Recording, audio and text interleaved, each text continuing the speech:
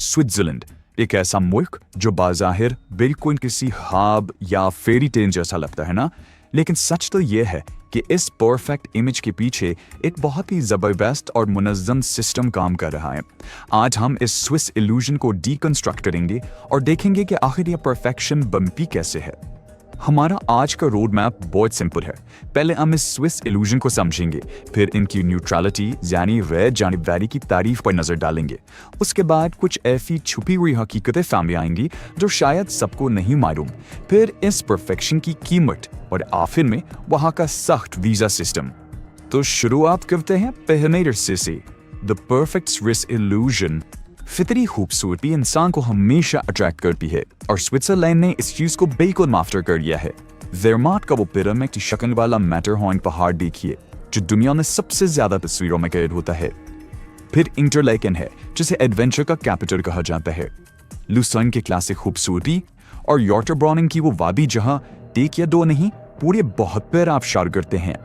ये सब मिलकर सयाहों को एक ऐसा माहौल देते हैं जैसे वक्त ठहर गया हो। लेकिन यहाँ एक बहुत दिलचस्प कॉन्ट्रास्ट है। एक तरफ सोशल मीडिया और इंस्टाग्राम की वो फैंटेसी है जहाँ हर तरफ पुरसुकून कुदरती मनाजिर और खामोशी है, और दूसरी तरफ है स्विट्जरलैंड की असल ग्लोबल ब्रांडिंग यानी बेहद महंगी घड़ियाँ, प्राइवेट बैंकिंग और एक एक्सट्रीम लग्जरी लाइफस्टाइल। ये दोनों चीजें मिलकर एक ऐसी जबरदस्त प्रशिश पैदा करती हैं जहां आने वाला हर शख्स पहले से ही एक प्रीमियम तजुर्बे की उम्मीद लगाए बैठा होता है। अब आते हैं दूसरे हिस्से की तरफ, द फाउंडेशन ऑफ न्यूट्रलिटी। इन खूबसूरत वादियों के पीछे एक ऐसी गहरी पारी है जिसने इस मुल्क को 2 सदियों तक तबाहकुन जंगों से बचा कर रखा। कहानी शुरू होती है 1291 में जब पहाड़ों के दरमियान एक दिफाई इत्तेहाद बनाया गया। 15वीं सदी तक इनकी मुनज़्ज़म फौज तोसी करती रही, लेकिन फिर 1515 की बैटल ऑफ मेरिग्नानो ने सब कुछ बदल दिया।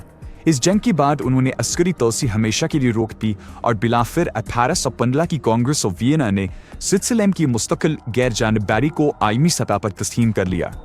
यहाँ इस परमानेंट न्यूट्रलिटी यानी मुस्तकिल गैर जानिबदारी का कॉन्सेप्ट समझना बहुत जरूरी है। इसका मतलब सिर्फ जंग से बचना नहीं है, बल्कि किसी भी आस्करी इत्तेहाद जैसे नेटो का हिस्सा न बनना और सियासी तौर पर बिल्कुल अलग थलग रहना है। असल में ये गैर जानिबदारी उनकी सबसे बड़ी सॉफ्ट पावर है जो दुनिया भर के एतमाद पर खड़ी है, और इसी न्यूट्रल पोजीशन की वजह से जिनेवा जैसे शहर आसानी से पूरी दुनिया के डिप्लोमेटिक मीटिंग रूम्स बन गए। सोचा जाए तो United Nations, red cross, WHO और WTO जैसे बड़े इदारों के हेड ऑफिस यहाँ क्यों है? क्योंकि जब भी दुनिया में कोई मसला होता है तो पीस टॉक्स के लिए ऐसी जगह चाहिए होती है जहां किसी भी फरीक को डर ना हो, और स्विट्जरलैंड इस मामले में बिल्कुल परफेक्ट है। चलिए अब तीसरे हिस्से की तरफ बढ़ते हैं, स्विट्जरलैंड्स हिडन सीक्रेट्स। ये बात वाकई हैरत अंगेज है कि जो मुल्क पूरी दुनिया में अमन और डिप्लोमेसी के लिए मशहूर है, उसने खुद को आलमी तबाही से बचाने के लिए कितनी खुफिया और बड़ी तैयारी कर रखी है। इन खूबसूरत मनाजिर के बेहद नीचे हजारों जमींदोज बंकर्स मौजूद हैं। ये दुनिया के सबसे बड़े सिविल डिफेंस सिस्टम्स में से एक है जो इस तरह डिजाइन किया गया है कि जरूरत पड़ने पर मुल्क की एक बहुत बड़ी आबादी को अंडरग्राउंड महफूज रखा जा सके। इसके अलावा भी कुछ ऐसी हकीकतें हैं जो इस एफर्टलेस परफेक्शन की इमेज को थोड़ा तोड़ती हैं। मिसाल के तौर पर यहाँ की डायरेक्ट डेमोक्रेसी इतनी मजबूत है कि आम शहरी वोट देकर किसी भी कानून को रिजेक्ट कर सकते हैं।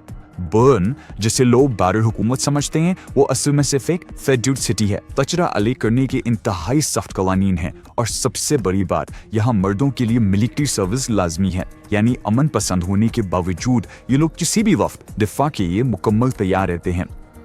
अब आते हैं चौथे हिस्से पर, द कॉस्ट ऑफ परफेक्शन।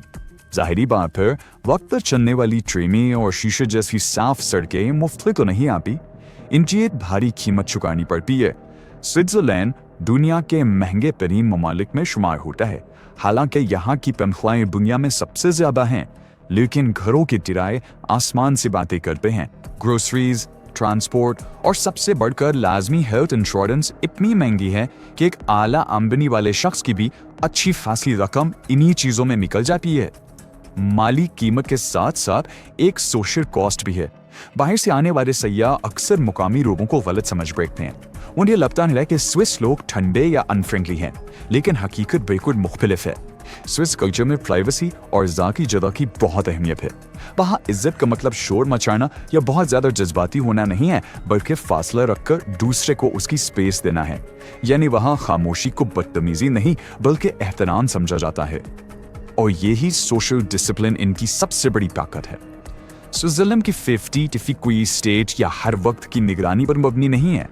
ये तहफ़्फ़ुज़ पैदा होता है अवाम के निज़्म-ओ-ज़ब्त, मजबूत इदारों और लोगों के एक दूसरे पर एतमाद से। यही अनोखा इम्तिज़ाज इस मुल्क को ख़वातीन के अकेले सफ़र करने के लिए दुनिया की महफूज तरीन जगहों में से एक बनाता है। ये सब उसी पब्लिक ट्रस्ट का नतीजा है। और अब आखिरी हिस्सा, द वीज़ा क्रेडिबिलिटी टेस्ट। जब हम इस अंदरूनी नज़्म-ओ-ज़ब्त को उनकी सरहदों के साथ जोड़ते हैं तो एक निहायत सख्त और मैकेनिकल गेट कीपिंग सिस्टम सामने आता है। यहाँ Schengen type C short stay visa लेना कोई किस्मत का खेल नहीं बल्कि प्रॉपर क्रेडिबिलिटी टेस्ट है। इस टेस्ट में सफ़र का मकसद बिल्कुल शफाफ होना चाहिए, गुज़िश्ता 3 से 6 महीने की मजबूत बैंक स्टेटमेंट्स होनी चाहिए और इस बात की पक्की ज़मानत होनी चाहिए कि दरख्वास्त गुजार अपने आबाई मुल्क वापस जाएगा।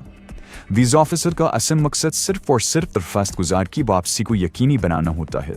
अगर स्पेसिफिकली साउथ एशियन एप्लीकेंट्स जैसे इंडिया और पाकिस्तान की बात की जाए तो इस सिस्टम का असेसमेंट फोकस थोड़ा समझने वाला है।